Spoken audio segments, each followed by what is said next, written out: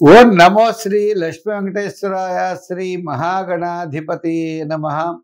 కరారవిందేన పదారవిందం ముఖారవిందే వినివేశయంతం వటస్య పత్రస్య పుటేశయానం బాలం ముకుందం మనసా స్మరామి. ప్రేక్షకులకి నమస్కారాలు తెలియజేస్తూ, ముఖ్యంగా నవంబర్ 30 నుంచి డిసెంబర్ 6 వరకు ఉన్న గ్రహాల యొక్క పరిస్థితిని అనుసరించి మనం రాశి ఫలాలు తెలుసుకుందాం. మరి ఈ రాశి ఫలాల్లో గురుడు కర్కాటకంలో ఉన్నాడు. మరి శనివారం నాటికి మళ్ళీ మిథునంలోకి రావడానికి అవకాశాలు ఉన్నాయి. అదేవిధంగా సింహంలో కేతువు, వృశ్చికంలో రవి, కుజ, బుధ, శుక్రుడు 4 గ్రహాలు ఉన్నాయి. రాహు ఏమో కుంభరాశిలో రాహు, మీన రాశిలో శని. చంద్రుడు చూసినట్లయితే మీన, మేష, వృషభ రాశుల్లో చంద్ర సంచారం ఈ వారం ఉంటుంది. ఈ గ్రహాల యొక్క పరిస్థితిని అనుసరించి మన రాశి ఎలా ఉందో తెలుసుకుని దానికి సులభమైన పరిహారములు ఆచరించడం ద్వారా అనుకూలంగా ఉంటే కొద్దిగా వేగంగా వెళ్ళడం, జాగ్రత్తలు అవసరమైతే తీసుకోవడం, తద్వారా మంచి నిర్ణయాలు తీసుకుంటూ ముందుకు వెళ్ళినట్లయితే మనకి ఎంతో ఉపయోగకరంగా ఉంటుంది. మనం ఈ వారం రాశి ఫలాలు ప్రారంభిద్దాం. ధనుర్రాశి.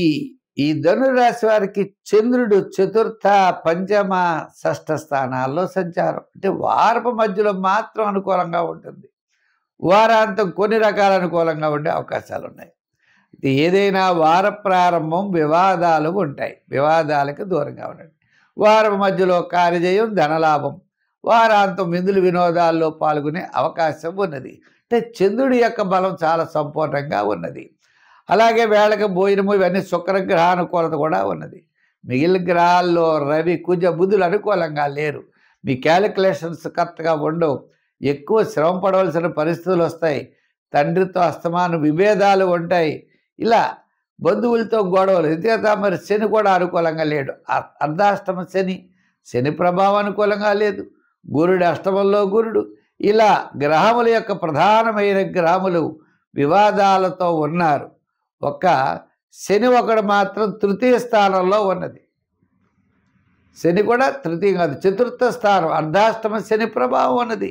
అంచేత శని విషయంలో, గురుడి విషయంలో గ్రహముల యొక్క ప్రభావం ఎక్కువగా ఉంది. కాబట్టి వివాహ, ఉద్యోగ, వ్యాపార కాలాల్లో, పెట్టుబడి పెట్టేటువంటి విషయాల్లో, వేగంగా వెళ్ళే విషయాల్లో మాత్రం నిదానం చాలా అవసరం. ప్రస్తుతం అనుకూలమైన పరిస్థితి అయితే లేవు. ఈ వ్యతిరేకమైన పరిస్థితుల్లో మనం చేయవలసి వచ్చినప్పుడు నిదానం చేయడం చాలా మంచిది.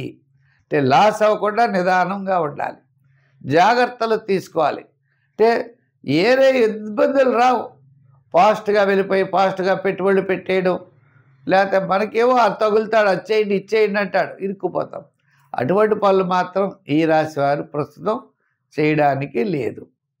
ఇంకా ఒక కొనాలన్నా, 2 ఆర్థిక పెట్టుబడులు పెట్టాలన్నా, పార్ట్నర్షిప్ విషయంలో అన్నా జాగ్రత్తలు తీసుకోవాలి. చేత అన్ని రంగాల వారు జాగ్రత్తలు తీసుకోవాలి. విద్యార్థులు దక్షిణామూర్తిని చదవండి. రాజకీయ నాయకులు సూర్యారాధన చేయండి. మరి వ్యాపారస్తులు వెంకటేశ్వర స్వామిని పూజించండి.